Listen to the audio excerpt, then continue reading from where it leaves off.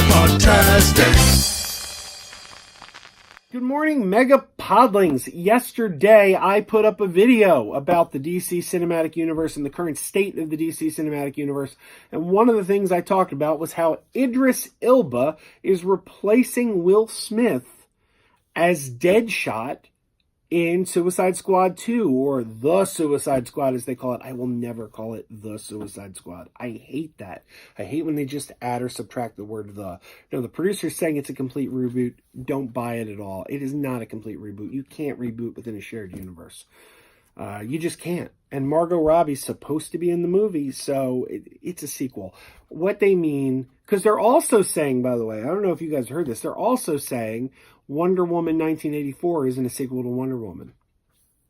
And what they mean by that is that none of the plot threads of the first movie are carrying over into the second. It's a completely independent movie. But that doesn't mean that the first movie is outside continuity or that the first movie didn't happen.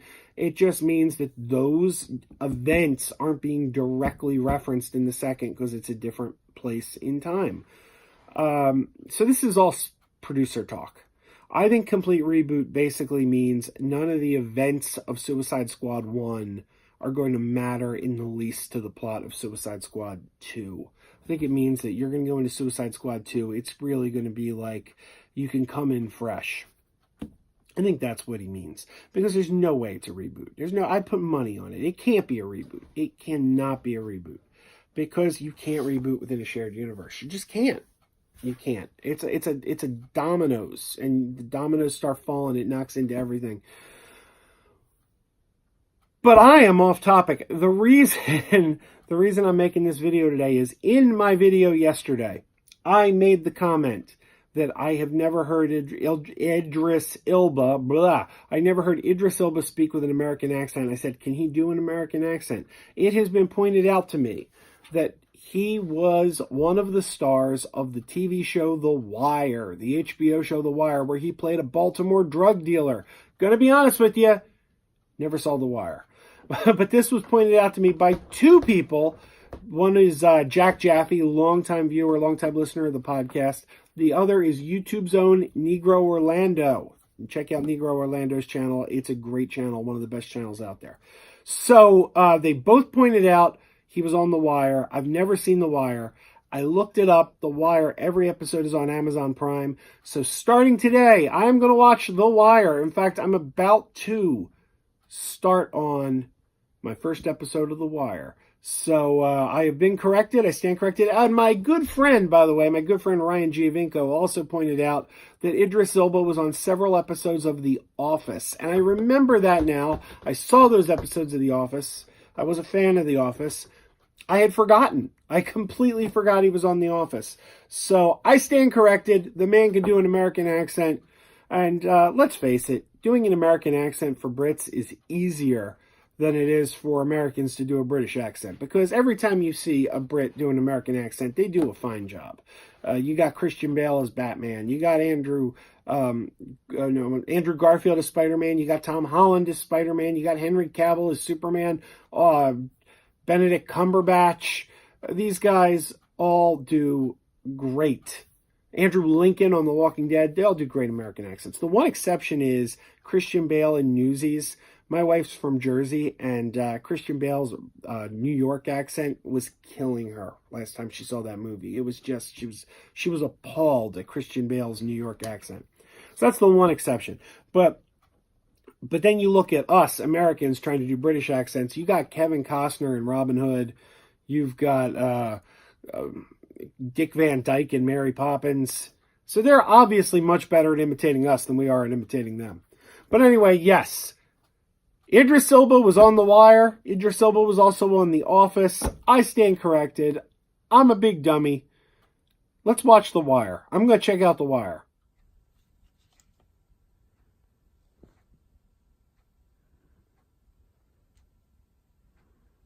I murdered my husband. It is a brand new day. 24 hours have passed since the last part of this video. I am about to start episode 4 of The Wire. Yesterday morning I watched episode 1, and then I went on with my day's activities. Then last night before bed I watched episodes 2 and 3. About to start episode 4. We gotta give this at least 5 episodes before I know what I think. So far, it's good. There's certainly good things in every episode. There's good parts of every episode. But it's also very slow at other parts. So it's my understanding, I've read online that the show starts off pretty slow and just gets better as it goes on. So I don't want to bail too early. But I can definitely see that it's a slow show at the moment. But I'm intrigued. I'll keep watching and I'll report back. So I have now watched 5 episodes of The Wire at the recommendation of several people, including YouTube's own Negro Orlando. And I gotta say, it's not bad. I've heard the first season is kind of slow. I did some research. A lot of people said the first season's kind of slow. It gets better as it goes along. So I'm 5 episodes in, and I gotta say, it hasn't hooked me. There's good stuff in there. I mean, there's parts that are really good, and I watch it, and I'm like, oh, this is really interesting. But then they'll follow it up with something that I find kind of dull. So I do think, and this is true of many, many shows' first seasons. First seasons are where you're kind of finding your voice.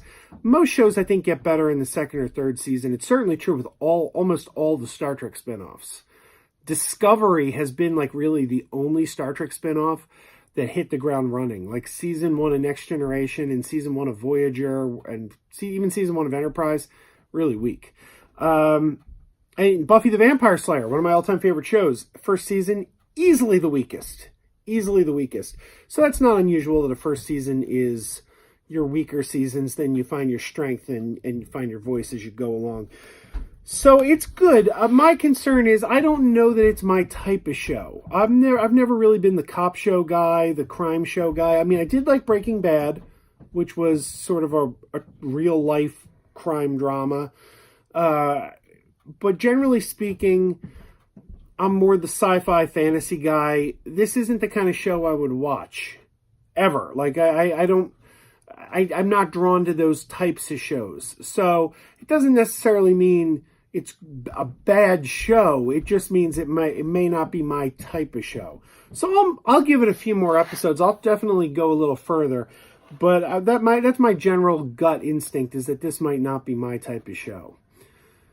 But I have other plans for the next couple days, so I'm going to be not watching any more of The Wire in the next few days. And if you want to know what my plans are for the next few days, check out my next video. Keep wearing those pajamas. Keep wearing those pajamas with the plastic feet. Keep wearing those pajamas. Tell everyone you meet. Keep wearing those pajamas with the back door flap. Keep wearing those pajamas. Don't open, it's a trap. Oh no, it's a trap.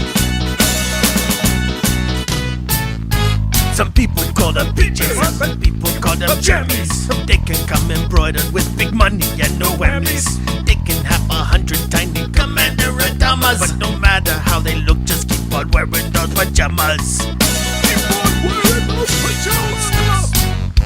Keep wearing those pajamas. And now we're having fun.